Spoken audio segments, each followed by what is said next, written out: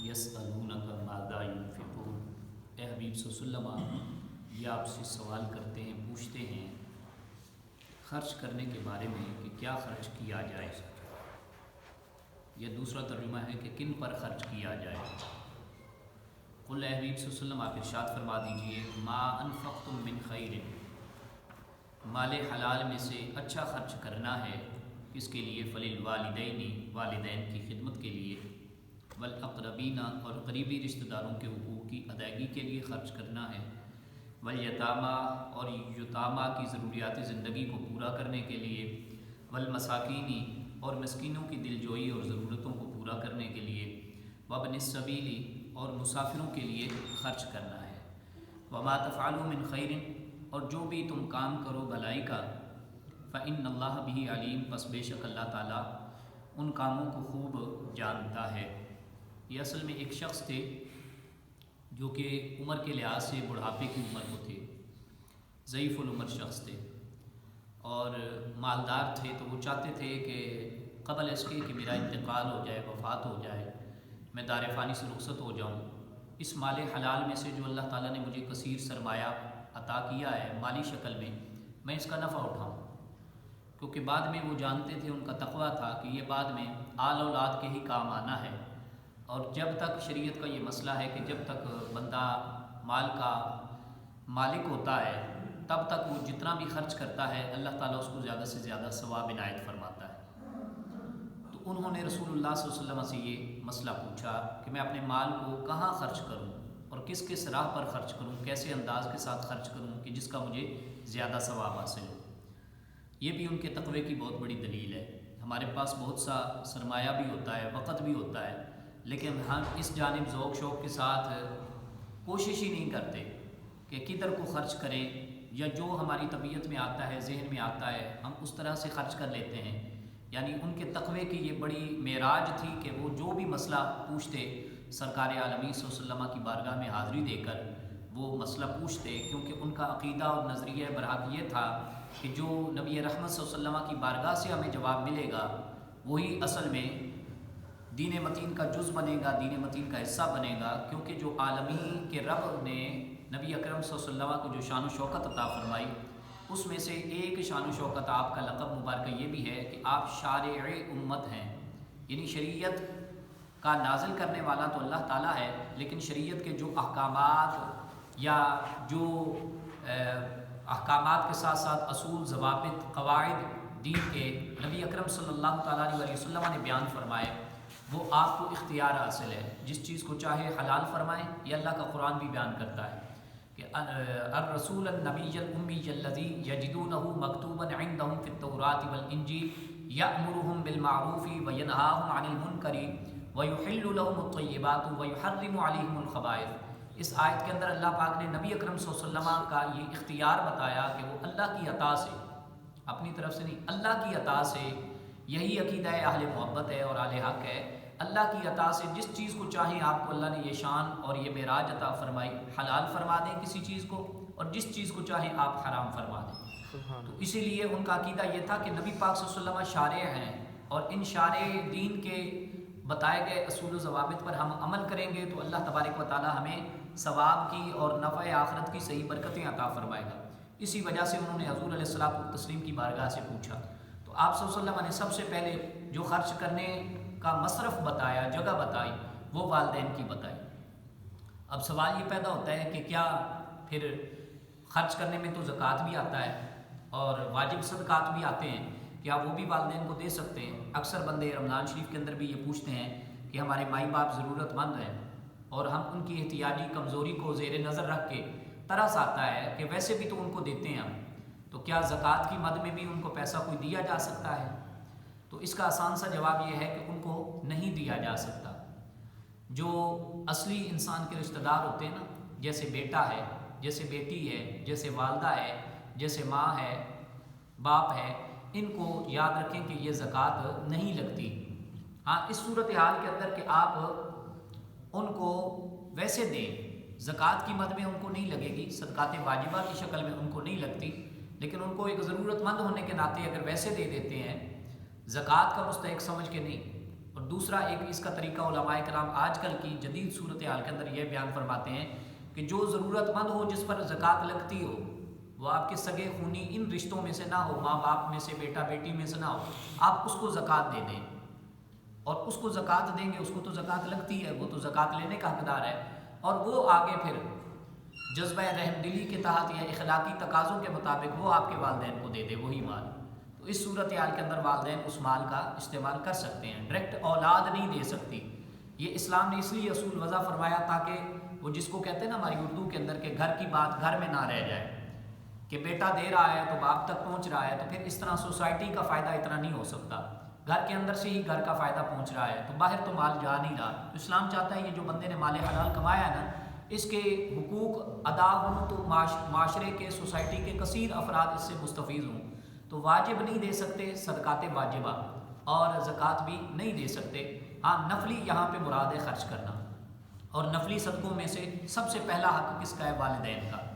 والاقربین اور قریبی رشتہ داروں کا، اس میں خونی رشتہ دار شامل ہیں بالخصوص، والیتامى اور یتیموں کا، والمساکین اور مسکینوں کا حق ہے، وابن السبیل اور مسافروں کا حق ہے۔ یہ جس ترتیب سے اللہ نے جو ترتیب بیان فرمائی نا قرآن مجید کی اس آیہ مقدسہ اور بھی بے بہا بے شمار آیات بینہ کے اندر، یہ ترتیب کو پیش نظر رکھ کے ہمیں رشتوں کی حرمت کا بھی پتہ چلتا ہے۔ سب سے پہلے زیادہ حق کس کا ہے؟ ماں باپ کا ہے، پھر کس کا ہے؟ قریبی رشتہ داروں کا ہے۔ یہ اس لیے میں نے عرض کیا کہ کئی مرتبہ ایسے ہوتا ہے کہ ہمارے آس پاس اخلاقی تقاضوں کو پورا کرنے کے لیے رشتہ دار موجود ہوتے ہیں، تو ہم رشتہ داروں کو چھوڑ دیتے ہیں کہ وہ تو ہمارے رشتہ دار ہیں، اور بہت جا کے دوسرے چوتھے محلے میں جا کے کسی غریب کو تلاش کر کے تو اس کو جا کے دے آتے ہیں۔ تو اس سے بہتر ہے اگر کوئی غریب نادار ہے اور اس پر لگتی ہے زکوٰۃ اور رشتہ بھی ہے، سگے رشتوں میں سے ان کو نکال لیں۔ باقی دور کا کوئی آپ کا کزن وغیرہ لگتا ہے، پھپھو کا بیٹا ہے، کوئی اور رشتہ ہے اس طرح کا جو کہ نادار ہے، مفلس ہے، ضرورت مند بھی ہے، تو یہ نہیں اسلام نے کہا کہ رشتہ دار کسی کو دے نہیں سکتے، زکوٰۃ نہیں لگتی، ان کو جا کے مال دینا چاہیے، سونپنا چاہیے۔ ایک تو یہ ہے، پچھلے دنوں بھی میں نے عرض کی تھی وہ حدیث، کہ ایک تو یہ ہے کہ آپ نے وہ رشتہ داری کو برقرار رکھا، ایک اس کا ثواب ہے، اور ایک غریب سمجھ کے ان کی جو دلجوئی کی، ان کی ضرورتوں کو پورا کیا، اس کا ایک علیحدہ سے ثواب ہے، تو دوہرا ثواب ہے اس میں، تو ہمیں ان چیزوں کو اہمیت دینی چاہیے۔ والیتامى اور یتیموں کو، سب والدین اور رشتہ داروں کے بعد ان کا کیوں مقام آیا؟ کیونکہ سرکار صلی اللہ علیہ وسلم فرماتے ہیں کہ جو کوئی یتیم کے سر پر دست شفقت پھیرتا ہے، رحم دلی کا تقاضا پورا کرتا ہے، تو اگر سر پر ہی صرف ہاتھ پھیرا ہے تو جتنے بال اس ہاتھ کے نیچے آئیں گے، دست شفقت کے نیچے آئیں گے، اللہ تعالیٰ ہر بال کے بدلے میں ہاتھ پھیرنے والے کو، شفقت کا برتاؤ کرنے والے کو اللہ پاک ثواب عطا فرمائے گا، نیکی عطا فرمائے گا۔ تو یتیم کی سرکار دو عالم صلی اللہ علیہ وسلم نے اپنے کردار سے بڑی اس کی حرمت اور بڑی برکتیں بیان فرمائی ہیں۔ یعنی سرکار صلی اللہ علیہ وسلم اگر سوسائٹی کے بچے ہوتے، کھیل کود رہے ہوتے، اور ہمارے نبی کریم صلی اللہ علیہ وسلم مسجد نبوی سے یا کہیں جنگ و جدال سے یا کسی بھی صورتحال سے واپس تشریف لاتے، آپ سب سے پہلے جو چیز عنایت فرماتے ہیں، عام بچوں میں سے، چھوٹے بچوں میں سے اگر کوئی یتیم ہوتا تو سب سے پہلے کریم نبی صلی اللہ علیہ وسلم کا ہاتھ مبارکہ ان کی طرف بڑھتا، تو یہ بھی ہمارے لیے ایک آئیڈیل نمونہ ہے۔ والمساکین اور مسکین، مسکین کون ہے؟ جس کی 2 وقت کی روٹی پوری نہ ہو، یعنی جو ضرورت مند ہو، جو سارے اپنے اسباب بھی استعمال کر لے تو وہ بیچارہ پھر بھی محتاج کا محتاج رہے۔ یہ نہیں، اس سے غرض نہیں، ہم کئی دفعہ اس کی تعریف یہ کر لیتے ہیں کہ وہ تو جی اپنا کماتا ہے، بھائی ہو سکتا ہے اس کی کمائی سے بھی اس کی پوری نہ پڑ رہی ہو، تو نادار مفلس وہ بھی ہے، محتاج بھی ہے، جو کوئی بیچارہ کماتا ہے اور اونے پونے کماتا ہے، 10-15 ہزار 20 ہزار آج کل کے دور میں کماتا ہے، اور پھر ہو سکتا ہے کہ اس پر قرضہ ہو، اور جتنا وہ بیچارہ مہینے کا راشن پانی اس کو ضرورت ہے، اس سے بڑھ کر اس کے اوپر قرضہ بھی ہو سکتا ہے، تو اس طرح بھی لوگوں کی عام حالات کے اندر بھی دل جوئی کرنی چاہیے۔ ہم نے بظاہر یتیم اور مسکین کا لیبل اس پہ لگایا ہے جو سائل ہوتا ہے، ہر سائل یاد رکھو یتیم نہیں ہوتا، ہر سائل جو ہوتا ہے وہ مسکین اور نادار بھی نہیں ہوتا،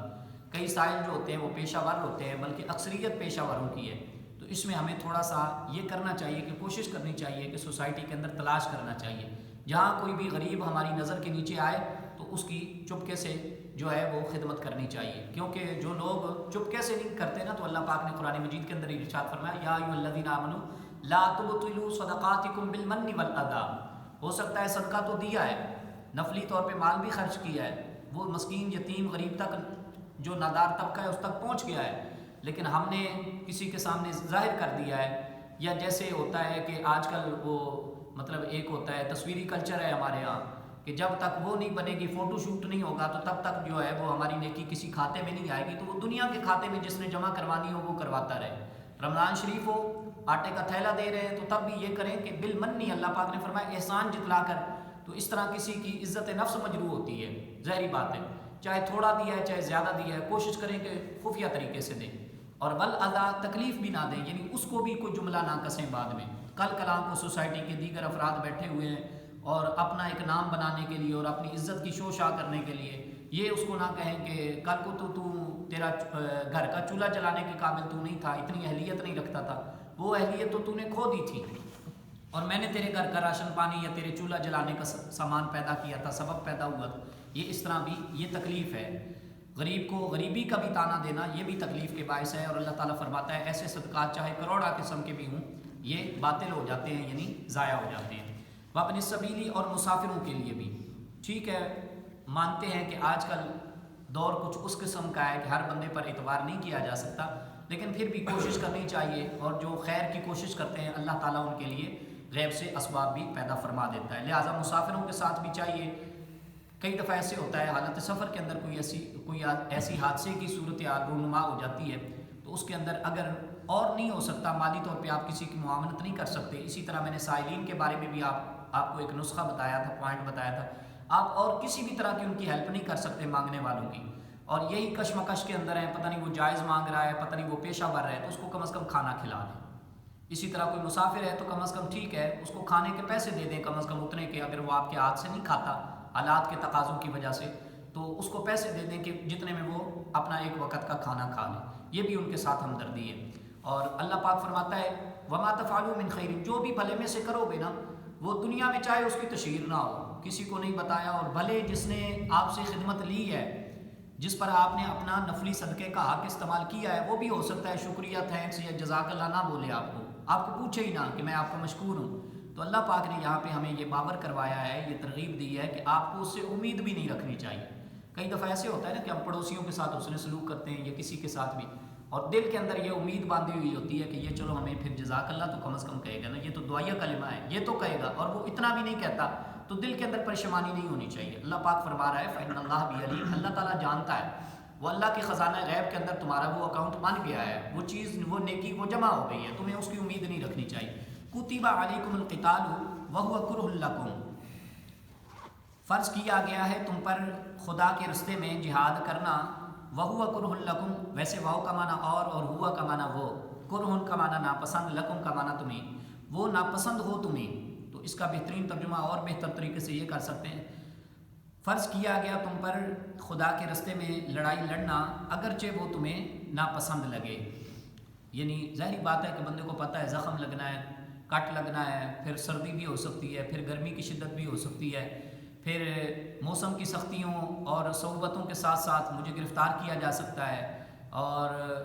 میں مطلب یہ ہے کہ شہادت پا سکتا ہوں، مجھے ہجرت کرنی پڑے گی، پھر ہو سکتا ہے مجھ سے کوئی بات پابند سلاسل کر کے قید کر کے منوائی جا سکتی ہے، تو بہت زیادہ مالی پریشانی آ سکتی ہے، بچوں سے دوری کی پریشانی آ سکتی ہے، وغیرہ وغیرہ، تو یہ ساری مشکلات تھی نا، تو اللہ تعالیٰ نے جب ان آیات بینات اور ان سے پہلی آیات بینات کے ذریعے سے جہاد کی فرضیت کا اعلان کیا نا، تو مسلمانوں کی ڈھارس بندھانے کے لیے، یہ مطلب نہیں ہے کہ صحابہ کرام اس کو ہر کوئی بندہ ہی ناپسند کرتا تھا، لیکن چونکہ ہمارا دین دین فطرت ہے نا، یہ فطرت کے اور دل کے تقاضوں کو پورا کرنے والا دین ہے، تو انسان کے ذہن کے اندر یا قلبی طور پہ پشیمانی ایک فطرتی تقاضا تھا کہ چونکہ یہ پہلے کبھی کیا نہیں تھا، تو اس لیے نئی تربیت تھی، نئی ٹریننگ تھی، تو اللہ تعالیٰ نے اس کے اندر ہماری حوصلہ افزائی کے لیے یہ کلمات ارشاد فرمائے، ہے بہتر تمہارے لیے اور اللہ کی طرف سے فرض کیا گیا اگرچہ تمہیں یہ ناپسند لگے۔ وَعَسَىٰ أَن تَكْرَهُوا شَيْئًا، اور فرمایا یہ جہاد سمیت کوئی بھی ایسی بات ہو سکتی ہے، قریب ہے کہ عسیٰ کا معنی قریب ہے کہ ان تکرہوا شیئا، کوئی چیز تمہیں بری لگے، یعنی طبیعت کو بظاہر صحیح نہ لگے۔ مثلا ایک چھوٹی سی مثال دیتا ہوں، اگرچہ اس آیت کا مصداق یہ مثال نہیں ہے، میں آپ کو سمجھانے کے لیے، مثلا جاڑے کا موسم ہے، سردی کا موسم ہے، اب کس کو اچھا لگتا ہے کہ میں مطلب یہ ہے کہ موزے شوزے جرابیں اتاروں، ویسٹ کوٹ اتاروں، لحاف اتاروں، کمبل چادر اتاروں، اور پھر میں گھر سے نکلوں، اور پھر جا کے میں مطلب گیزر شیزر کا بھی کوئی سلسلہ نہیں ہے، اور میں ٹھنڈے پانی سے وضو کروں، یا پھر میں ہر نماز کے وقت تازہ وضو کروں، اور پھر سردی کی شدت میں جاؤں اور پھر خانہ خدا کے اندر جا کے پھر فرائض نماز کی جماعت کا وقت کا انتظار کروں اور پھر جا کے سجدہ دوں. ویسے تو طبیعت کو پسند نہیں ہوتا نا، جب بندہ گرم بستر کے اندر بیٹھا ہو یا گرم ماحول کے اندر بیٹھا ہو تو یہ ساری چیزیں مشکل میں لگتی ہیں.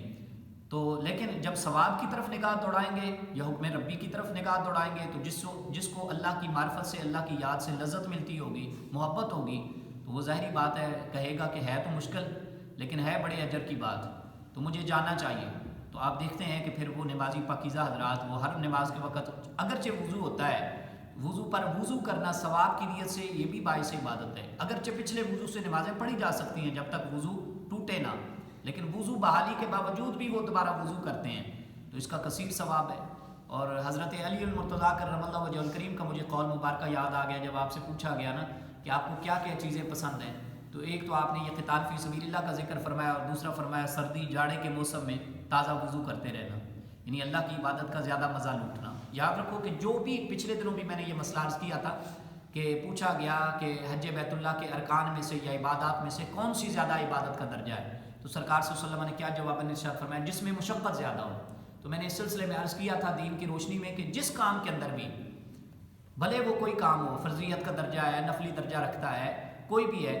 اگر اس میں مشقت زیادہ ہوگی تو اللہ کریم ایٹومیٹکلی طور پہ دین کا یہ قانون فطرت ہے، قانون اسلام ہے کہ اللہ تعالیٰ اس کا ثواب زیادہ بڑھا دیتا ہے. تو اس کے اندر بھی جہاد فی سبیل اللہ کے اندر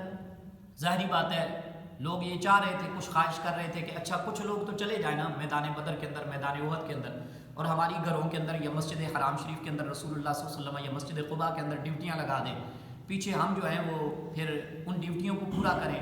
مکہ شریف کی ڈیوٹیوں کو پورا کریں، ہمیں ہجرت نہ کرنی پڑے، گھر سے باہر نہ نکلنا پڑے. تو اللہ تعالیٰ نے ساری امت کو یہ حکم دیا کہ یہ سوچ لو کہ ہو سکتا ہے تم اس چیز کو ناپسند کر رہے ہو، وَهُوَ خَيْرٌ لَكُمْ، اور وہ تمہارے حق میں بہتر ہو. حق میں بہتر سے مراد کیا ہے؟ گھر بیٹھے تو کوئی بندہ شہید نہیں ہو سکتا، گھر بیٹھے تو کوئی غازی بھی نہیں بن سکتا، اور گھر بیٹھے مال غنیمت کا بھی اقدار نہیں ہو سکتا. یہ تینوں برکتیں اگر ملنی ہیں تو جہاد کے اندر جا کے ملنی ہیں، یہ مطلب ہے. اور قریب ہے کہ جو شے تمہیں پسند ہو، وَهُوَ شَرٌ لَكُمْ، وہ تمہارے حق میں بری ہو. یعنی اگر عقل پہ جاؤ گے تو عقل تو کہے گی یہ چیز بڑی اچھی ہے،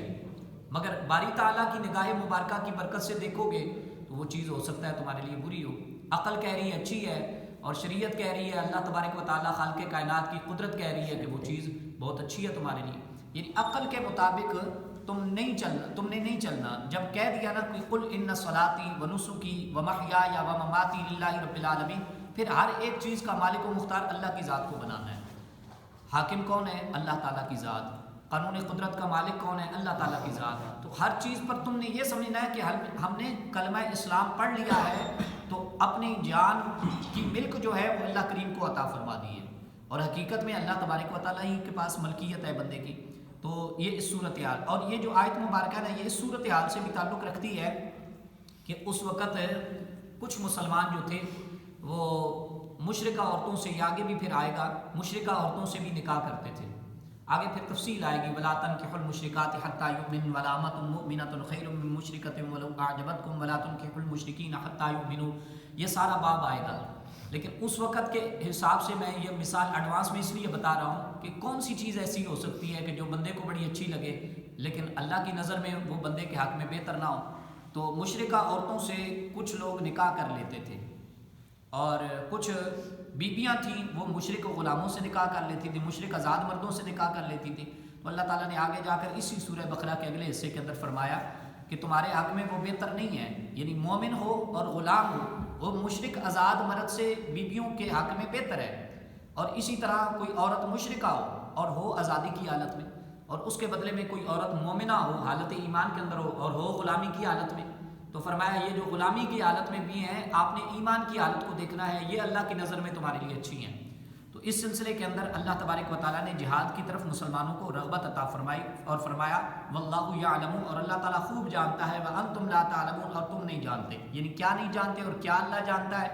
جہاد کی برکتوں کے بارے میں، جہاد کے نفع کے بارے میں. اور تم اگر جہاد میں نہیں جاؤ گے تو اس کا گناہ کتنا ہے یہ اللہ کو پتہ ہے، اور تم نہیں جانتے، سوچ سوچ کے بھی تم نہیں اس کو جان سکتے. یسألونک عن الشہر الحرام قتال فیہ، اے حبیب صلی اللہ علیہ وسلم آپ سے کچھ لوگ پوچھتے ہیں ماہ حرام میں یعنی حرمت والے مہینوں میں لڑائی لڑنے کا مسئلہ، کیا اس میں لڑائی لڑ سکتے ہیں؟ قل اے حبیب صلی اللہ علیہ وسلم آپ ارشاد فرما دیجیے قتال فیہ کبیر، ان حرمت والے مہینوں میں لڑنا بہت بڑا گناہ ہے۔ تو یہ اصل میں پوچھنے والوں سے مراد کیا ہے؟ پوچھنے والوں سے مراد اصل میں یہ ہے کہ اس آیت کا پس منظر شان نزول یہ ہے کہ کچھ صحابہ کرام تھے، تو ان کو رسول پاک صلی اللہ تعالیٰ علیہ وسلم نے ایک صحابی رسول علیہ الصلوۃ والتسلیم ہیں جن کا اسم گرامی ہے حضرت عبداللہ بن حجش رضی اللہ تعالیٰ عنہ، ان کی قیادت میں نا، ان کی نگرانی میں، کمانڈنگ میں رسول اللہ صلی اللہ علیہ وسلم نے ایک گروہ روانہ کیا جہاد کے لیے۔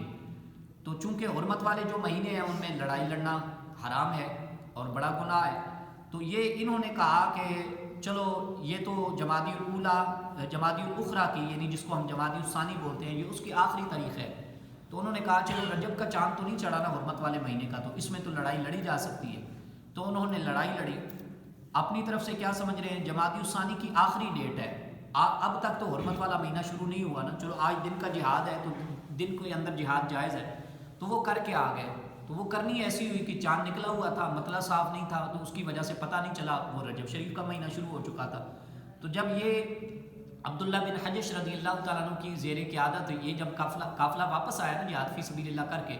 تو مشرکوں نے اور مکے کے منافقوں نے یہ وبیلا مچا دیا، پروپیگنڈا شروع کر دیا کہ یہ دیکھو کیسے ایمان والے ہیں، اللہ کے رسول پر جو قرآن اترا ہے یہ کہتے ہیں ہم تو اس کے مطیع اور فرمانبردار ہیں، اور اس کے اندر قرآن مقدس کے اندر واضح حکم ہے کہ جہاد فی سبیل اللہ اس مہینے کے اندر نہیں کیا جا سکتا، حرمت والے مہینوں میں قتال، جنگ و جدال یہ منع ہے،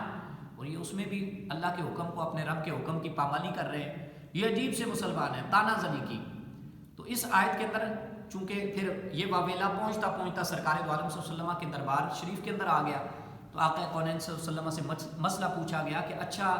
صحابہ کرام کو تو غلط فہمی ہوئی، تاریخ کی غلطی ہوئی، ان سے خطا ہو گئی، لیکن آپ کی جناب سے ہم مسئلہ پوچھتے ہیں، آپ کیا حکم فرماتے ہیں؟ تو سرکار دو عالم صلی اللہ علیہ وسلم اکثر ایسے مسئلوں کے اندر حکمت کی وجہ سے خاموش ہو جایا کرتے تھے، حکم ربی کے انتظار میں رہتے تھے۔ تو آپ نے انتظار فرمایا تو جبرائیل امین علیہ الصلوۃ والتسلیم یہ بشارت لے کے آ گئے کہ یہ لوگ پوچھتے ہیں آپ سے مسئلہ کہ حرمت والے مہینوں میں اگر لڑائی لڑی جائے، یعنی اصل مسئلہ یہ نہیں ہے کہ لڑائی لڑی جائے یا نہ لڑی جائے، اس آیت کا اصل میں مصداق اور ترجمہ یہ بنتا ہے کہ لڑائی لڑی جائے اور کوئی بندہ لڑ لے مسلمانوں میں سے اور ہو حرمت والا مہینہ، تو اس پر کیا فتویٰ لگتا ہے؟ جیسے علماء کہتے ہیں کہ روزے کے اندر اگر کوئی بندہ روزے کے خلاف، روزے کے اگینسٹ کوئی کام کر بیٹھے اور روزہ توڑ بیٹھے تو اس پر کیا فتویٰ لگتا ہے؟ یہ تو نہیں کہتے کہ روزہ ٹوٹا ہے یا نہیں ٹوٹا، وہ کہتے ہیں کہ روزے کے خلاف جو ہے وہ کوئی قدم ایسا اٹھا بیٹھے کہ جس کی وجہ سے روزہ تو ٹوٹ جائے، تو جان بوجھ کے تو اس نے نہ کیا ہو تو اس پر کیا حکم لگتا ہے، یا کوئی جان بوجھ کر روزہ توڑے تو اس کا کیا فتویٰ لگتا ہے؟ تو اس سلسلے میں جب ان سے پوچھا گیا رسول پاک صلی اللہ علیہ وسلم سے، تو اللہ پاک نے ارشاد فرمایا پہلے ان کو دین کا اصول بتاؤ یا رسول اللہ صلی اللہ علیہ وسلم، وہ کیا؟ قل قتال فیہ کبیر، ان مہینوں میں لڑنا بہت بڑا گناہ ہے، یعنی اس اصول کو نہ بدلنا کہ صحابہ کرام نے لڑ لیا ہے غلطی کی وجہ سے تو اب تم بھی لڑنا شروع کر دو، نہیں، گناہ ہے وصد عن سبیل اللہ، اور اللہ کے رستے سے روکنا یہ بھی گناہ ہے۔ یہ کافروں کی طرف، منافقوں کی طرف اشارہ ہے جو کوئی یہ پروپیگنڈا کر کے لوگوں کو روک رہے تھے کہ اور کرو جہاد، پھر یہ تو بجائے ثواب کے الٹا گناہ کما بیٹھے معاذ اللہ صحابہ کرام، تو اللہ تعالیٰ نے ان کی طرف نسبت فرمائی ان کی مذمت فرمانے کے لیے کہ اللہ کے رستے ایک مسئلہ پوچھتے ہو نا آدھا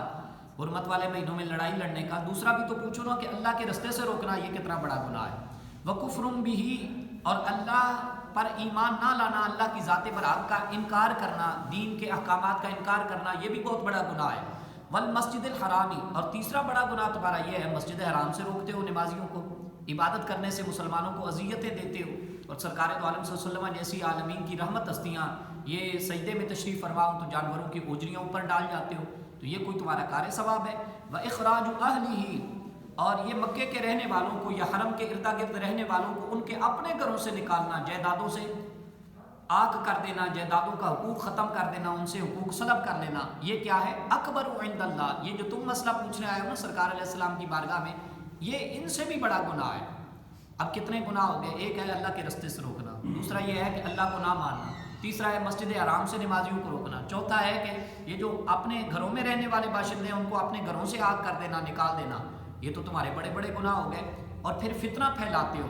والفتنۃ، اور فتنہ اکبر من القتل، قتل سے بھی زیادہ سخت تر ہے۔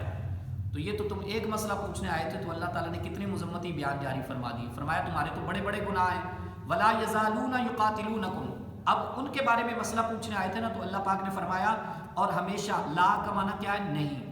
اور نہیں یزالون کا معنی ختم کرو تم، یقاتلونکم ان سے لڑنا. تو جب یہ ایسا معنی آ جائے نا عربی کے اندر، لا یزالون ہمیشہ نہ ختم کرو، تو اس کا معنی کیا کرتے ہیں آسانی؟ ہمیشہ لڑو تم ان سے. پھر لا کا معنی نہیں کرتے، لا یزالون اکٹھا آ جائے نا، ہمیشہ یعنی جاری رکھو، نہ ختم کرو. تو نہ ختم کرنے کا ترجمہ پھر نہ ختم کرنا نہیں کہتے، کیونکہ یہ ہماری جو جدید اردو ہے نا، اس کے اندر لفظ جچتا نہیں ہے کچھ، یعنی سمجھ نہیں آتی. لا یزالون یعنی نہ ختم کرو کا معنی کیا ہے؟ ہمیشہ لڑو تم ان سے، یعنی لڑائی جاری رکھو، حتی یردوکم یہاں تک کہ یہ لوٹ جائیں، یہاں تک کہ یہ لوٹا دیں، یہ لڑیں گے تم سے. یعنی معنی کیا ہے؟ ولا یزالون، اور یہ ہمیشہ لڑیں گے. کافروں کا حکم ہے، کافر لڑیں گے، یعنی ان کی سوچ کے بارے میں اللہ تعالیٰ ہمیں بتا رہا ہے. کافر لڑیں گے تم سے، یقاتلونکم تم سے، حتی یردوکم یہاں تک کہ کب تک لڑیں گے؟ حتی سے مراد ہے وقت، کب تک لڑیں گے. آخری اختتام کیا ہے؟ یردوکم یہ تمہیں پھیر دیں، عن دینکم تمہارے دین سے. تو پھیر کیوں نہیں رہے؟ اللہ پاک نے آگے شرط لگائی، ان استطاعوا اگر یہ طاقت رکھیں. جیسے مطلب یہ ہے کہ ہمارے ملک کے اندر آپ دیکھو نا کہ یہ طاقت نہیں بھی رکھتے، تو کوشش تو کیا کرتے ہیں دین سے پھیرنے کی. یہ قانون بدل دو، 295C بدل دو، ناموس رسالت کا قانون بدل دو. یہ کیا کرتے ہو کہ اگر رسول کی گستاخی ہو بھی جائے تو اظہار آزادی رائے کے نام پر کوئی چھوٹی موٹی سزا دے ڈالو یار، کوئی 25 سال دے ڈالو، کوئی 20 سال کی سزا دے ڈالو، کوئی عمر قید میں بدل دو. یہ سزائے موت ضرور دینی ہے. دیکھو بڑے بڑے ممالک، ٹھیک ہے، فرانس ہو گیا، جرمنی ہو گیا، رشیا ہو گیا، ان ممالک کے اندر تو اظہار آزادی رائے کی اجازت ہے، یعنی اظہار رائے کی آزادی ہے. اور کوئی بندہ اگر کسی پیغمبر کے بارے میں یا کسی بڑے کے بارے میں کہہ بھی دیتا ہے تو سزائے موت کی سزا نہیں دی جاتی. تو یہ ہمیں کس پر لانا چاہتے ہیں؟ دین سے پھیرنا چاہتے ہیں. ان استطاعوا اگر ان کو کھلی چھٹی دے دی جائے، اگر یہ طاقت رکھیں تو یعنی یہ ہے کہ ان کو تو یہ بھی گوارا نہیں کہ ہمارا ملک پاکستان، وطن عزیز پاک سرزمین جو ہے، یہ ایٹمی ممالک کی فہرست میں یہ جگہ بنائے. ان کو تو یہ بھی منظور نہیں. آپ دیکھ لینا کہ ایران کی جوہری طاقت ہے کیا پاکستان کے برابر ہے؟ نہیں. ایٹم بم بنا لیا ہے؟ نہیں. سپریم طاقت ہے اس کے پاس؟ نہیں. اس کے باوجود آپ دیکھ لیں کہ جوہری پابندیاں. اور مجھے یاد ہے کہ میں جب طالب علمی کا زمانہ تھا 97 کے اندر، امریکہ کا صدر تھا بل کلنٹن، تو اس وقت وہ CTBT ایک معاہدہ ہوتا تھا، تو اس پر نواز شریف کی پاکستان کے اندر حکومت تھی، آنے والی تھی، غالباً بے نظیر کا آخری دور تھا. تو اس کے اندر وہ کہتے تھے کہ آپ ہمارے CTBT پر دستخط کرو. تو پاکستان نے چونکہ ایٹمی دھماکے کی 28 مئی 99 کو، تو پاکستان اس وقت تک یعنی ظاہر نہیں ہوا تھا دنیا کے سامنے، اس نے اپنی پاور شو نہیں کی تھی کہ ہم بھی ایٹمی طاقت ہے. تو وہ کہتے تو ان کو تھوڑی بہت کانوں کان خبر ہوئی، تو وہ چاہتے تھے اپنا اختیار استعمال کرتے ہوئے کہ ہم جو ہے وہ پوری روئے زمین کے ہم ہی بادشاہ ہیں. تو وہ اختیار استعمال کرتے کرتے کہتے تھے جوہری معاہدے پر دستخط کر دو. اور پاکستان نے جب الحمدللہ ایٹمی دھماکے کیے، اس سے پہلے بھی انہوں نے 4 سے 5 فون کیے ہماری گورنمنٹ آف پاکستان کو، وزیر اعظم کو. تو یہ مطلب یہ ہے کہ یہ پاکستان کی مثال لے لو، کہیں کی مثال لے لو. افغانستان کے اندر جب مطلب طالبان حکومت نے اپنے قدم جمائے، اگر صرف ان کے 1-2 احکامات ہمارے عقائد کے مطابق غیر شرعی تھے، جس میں جبر کے ساتھ داڑھی رکھوانے والا ایک عمل بھی شامل تھا، باقی ان کے کام بہت حد تک 95% تک اسلامی تھے طالبان دور کے. جب 2000 کے اندر ان کی بالخصوص حکومت آئی اور اسامہ کا بھی وہ سلسلہ ظاہر نہیں ہوا تھا اور نہ ہی ڈیمانڈ ہوئی تھی اسامہ بن لادن کے بارے میں، تو میں یہ نہیں کہتا کہ ان ہستیوں کو ہم سپورٹ کرنے والے. ہم یہ کہتے ہیں کہ جب بھی کوئی دور ایسا آیا، کوئی عہد آیا جس کے اندر اسلام کو طاقت اور تقویت ملنے والی تھی، تو انہوں نے یا تو ہماری حکومتوں کے ساتھ مذاکرات کا رویہ اپنایا، یا پھر دھمکی آمیز جو تھا وہ ذلت والا وہ لب و لہجہ اپنایا، یا پھر یہ ہے کہ ویسے ہی پابندیاں عائد کر دیں. ہماری ایک ہوتی ہے نا معیشت کے حوالے سے ایک قانون سازی ہوتی ہے پوری دنیا کے ساتھ، ممالک کے ساتھ، تو اس کے ذریعے سے ہمیں پابند بنایا اور یہ جکڑتے ہیں ایسے ممالک کو. تو یہ آج سے نہیں ہے، اللہ کا قرآن ہمیں کیا رہنمائی دیتا ہے یہ اس وقت سے ہے. اور باری تعالیٰ سبحانہ و تعالیٰ نے کم و بیش 15-16 صدیاں پہلے ہمیں ایڈوانس میں قرآن مجید کے ذریعے سے یہ رہنمائی عطا فرما دی. یہ تب تک تم سے جاری رکھیں گے لڑائی لڑنا جب تک کہ تمہیں مرتد نہ کر دیں، دین سے پھیر نہ دیں. یا تو یہودی بن جاؤ تو پھر یہ راضی ہو جائیں گے. اور پارہ نمبر 1 کے اندر بھی آپ نے پڑھا تھا ولن ترضى عنك اليهود ولا النصارى حتى تتبع ملتهم. اے نبی صلی اللہ علیہ وسلم آپ سے بھی یہ لوگ راضی نہیں ہوں گے. کب تک؟ جب تک کہ یہ آپ کو پیروکار نہ بنا دے یہودی ملت کا یا عیسائی ملت کا. تو ہم تو پھر کس باب کی مولی ہیں. تو اس لیے یہ جو کہتے ہیں نا لوگ، پھر اس چیز کو لوگ جو ہے وہ منتقل کر دیتے ہیں، سونپ دیتے ہیں ملا ازم کی طرف. کہتے ہیں مولوی ہمیں لڑاتے ہیں، بقیہ ممالک کے ساتھ صحیح جو ہے وہ تعلقات بنانے چاہیے. تو دیکھو کوئی بھی جو عالم ہوتا ہے نا وہ تعلقات توڑنے کا حامی نہیں ہوتا، وہ بنانے کا حامی ہوتا ہے. ہم چاہتے ہیں ایک بلاک بنے، مضبوط ممالک کے ساتھ ہمارے معاشی تعلقات ٹھیک ہوں، پڑوسیوں کے ساتھ تعلقات اچھے ہوں، لیکن قرآن کا فارمولہ تو ہم نے ہی بتانا ہے نا. اللہ کا قرآن بڑا واضح طور پہ کہتا ہے لا يتخذ پارہ نمبر 3 ہے، لا يتخذ المؤمنون الکافرین اولیاء من دون المؤمنین. مومنوں کا بلاک چھوڑ کے کافروں کی طرف جاؤ گے تو وہ کبھی بھی تمہارے دوست نہیں ہو سکتے. اللہ کے قرآن نے بڑی بڑی جگہوں پر، مجھے سورہ مائدہ کی بھی آیات یاد ہے لیکن وقت طویل ہو جائے گا، کہ اس میں بھی اللہ نے بڑا واضح فرمایا کہ جب تک تمہیں تمہارے دین سے پھیر نہ دیں، اور اگر تم پھر گئے حبطت اعمالہم، تو تمہارے اعمال اللہ پاک اگلے پچھلی نیکیاں وہ ساری ضائع فرما دے گا. تو اب ظاہری بات ہے یا تو پھر ہم وہ سودا کر لیں، اپنے اعمال ضائع کروا دیں، مرتد بن جائیں. وہ ہم سے ہو نہیں سکتا، کیونکہ وہ قبلہ نورانی صاحب فرمایا کرتے تھے نا ہمارا سودا سر بازار مصطفیٰ ہو چکا ہے صلی اللہ تعالیٰ علیہ وسلم. جب بندے نے کلمہ پڑھ لیا ہے پھر شریعت کا نظام اسی پر ہم نے قائم و دائم رہنا ہے. روٹی کی ہے بھوک پیاس وہ ہم برداشت کرنے کے لیے تیار ہیں الحمدللہ.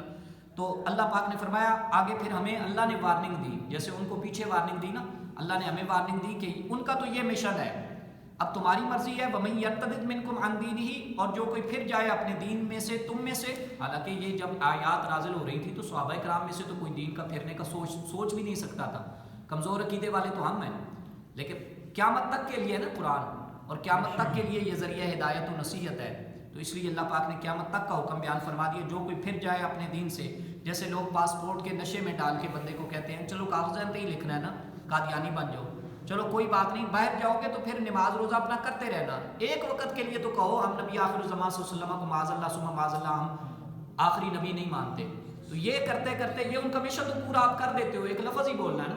نکاح میں بھی تو ایک لفظ ہی بندہ بولتا ہے نا، طلاق میں ایک لفظ ہی بولتا ہے نا بندہ، اور تلبیہ کرتے ہوئے بھی تو لفظ ہی بولتا ہے نا کعبہ شریف کا طواف کرتے ہوئے. تو یہ لفظوں کی بڑی پابندی ہے. بولے کون؟ مسلمان. تو مسلمان کے لفظ بھی اپنے ہونے چاہیے اور دل کی آواز کے ساتھ ہونے چاہیے. تو اس لیے لفظوں کے ہیر پھیر میں بھی اب اگر کوئی کہتا ہے نا شو کرتا ہے، علماء کا اب بھی فتویٰ موجود ہے. کوئی بندہ بعد میں ہیلے بہانے بناتے ہیں نا، مولانا جی میں تو صرف کاغذاں تے لکھیا سی، تو علماء کہتے ہیں بھائی کاغذوں کی وجہ سے بھی اگر کیا ہے تو دین سے تو بیزار ہو گیا. تو اس لیے ایسے بندے کے بڑے پھر آگے سخت مسائل ہیں. کافر کے اتنے سخت مسائل نہیں ہیں، منافق کے اتنے آخری معاملات سخت نہیں ہیں، مرتد بندے کے بہت سخت معاملات ہیں. فیمت، وہ پھر مر جائے، دین سے بیزار رہا تھا تو پھر مر گیا، وہ کافرون، اور کفر کی حالت میں مرا. یہاں بھی دیکھ لو اللہ پاک نے فرمایا فاولئک حبطت اعمالہم، اس کے اعمال ضائع ہو گئے، انہی لوگوں کے اعمال ضائع ہو گئے دنیا میں بھی اور آخرت میں بھی. یہ نہ سمجھے کہ جس طرح بیوی دنیا کی بیوی چھوٹ گئی تو چلو کوئی بات نہیں، یا کوئی کورس رہ گیا تو دنیا کا کورس رہ گیا، چلو مالی خسارے کا شکار ہوا تو دنیا کے اندر چلو پوری مارکیٹ جل گئی شارٹ سرکٹ کی وجہ سے تو دنیا کا خسارہ. یہ دنیا کا نہیں ہے، یہ آخرت کا بھی ہے. والآخرتی، اور آخرت کا بھی خسارہ، نہ دنیا نہ آخرت دونوں جہاں پر بات ہو گئے. وَأُولَٰئِکَ أَصْحَابُ النَّارِ، اور پھر یہاں تک بھی بات ختم نہیں ہوئی، یہ ہلکا مسئلہ نہیں ہے. اور ان کا ٹھکانہ کیا ہے؟ جہنم ہے. پھر گلنا سڑنا بھی پڑے گا. جہان بھی گئے دونوں، زندگی بھی گئی، نفع بھی گیا، خسارے کا بھی شکار ہوئے، اور جسم رہ گیا تھا وہ بھی جہنم کا ایندھن. ہم فیہا خالدون، وہ اب دیکھو نا، بار بار میں نے عرض کیا تھا کہ ایک کافروں کا طبقہ ہے جس کے بارے میں اللہ فرماتا ہے یہ نارے جہنم میں ہمیشہ گلے سڑیں گے. لیکن دوسرا طبقہ آج بھی واضح ہو گیا کہ ایماندار تھا لیکن ایمان سے پھر گیا اور روح گردانی اختیار کی اس نے، اور وہ بندہ مرتد ہو گیا. تو مرتد کو بھی سیدھا قرآن کہہ رہا ہے کہ اس کا بھی کافروں کی طرح ہی ہوگا، جہنم میں بھی ڈالیں گے اور اس میں ہمیشہ رہیں گے. اللہ تعالی ہمیں اپنی حفظ و امان کے حصار میں جگہ عطا فرمائے. آمین. الحمدللہ رب العالمین والعاقبۃ للمتقین والصلاۃ والسلام علی سید الانبیاء والمرسلین. باری تعالیٰ اپنے کرم کا صدقہ ہماری عاجزانہ حاضری قبول فرما. تیرے فضل سے جو کچھ بیان کر سکے یا الہی مزید قرآن کا فہم، قرآن کی سمجھ بوجھ، ابلاغ حق کی توفیق عطا فرما. الہی صدائے حق پر ہمیں مزید ترقی اور استقامت عطا فرما. الہی ہمارے اعمال صالحہ کو قبول فرما، صغائر کبائر گناہوں کی معافی عطا فرما. جو آئے ہیں تیرے فضل تیرے سہارے سے، یا الہی ان کو مزید اپنی رحمتوں کی بشارتیں عطا فرما. یا الہی ان کو مال حلال کی، ان کی نسلوں کو مال حلال کی برکتیں عطا فرما. غیبی خزانوں سے ان کی بے سکونی کو دور فرما. سکون قلبی ان کا، ان کی نسل ایمانی کا، والدین کا، ماں باپ کا مقدر فرما. ہر طرح کی جائز حاجات کے اندر کامیابی عطا فرما. کوئی مشکل میں پھنسے ہوئے لوگ ہیں جہاں کہیں سن رہے ہیں یا الہی اس آواز حق پر لبیک کہتے ہیں وقت نکالتے ہیں، یا اللہ سب کو اجر عظیم عطا فرما، سب کی مشکلات آسان فرما، مصائب سے رہائی عطا فرما، آفات و بلیات سے چھٹکارا عطا فرما، جن و انس کے شرات سے اپنا تحفظ عطا فرما، اپنے سونے نبی صلی اللہ علیہ وسلم کی شریعت پر ہمیں صحیح پہرا دینے کی توفیق عطا فرما، الہی ہمیں بھی زندگی کی آسانیاں عطا فرما، بعد از مرنے کے بھی آسان مقام مقدر فرما، ہمارے والدین کی بخشش فرما دے، امت کا بیڑا پار فرما دے، ہمارے مرحومین مرحومات فوت شدگان ملت اسلامیہ اہل اسلام کی مغفرت فرما دے، جنت الفردوس کی بہاریں ان کا مقدر فرما دے، جو کوئی روزی کی بے برکتی کی وجہ سے یا روزی نہ ہونے کے سبب کی وجہ سے پریشان حال ہے، یا اللہ غیب کے خزانوں سے اس کے لیے عمدہ روزی کے اسباب پیدا فرما، صلی اللہ تعالی علی حبیبہ محمد وعلی آلہ وصحبہ اجمعین برحمتہ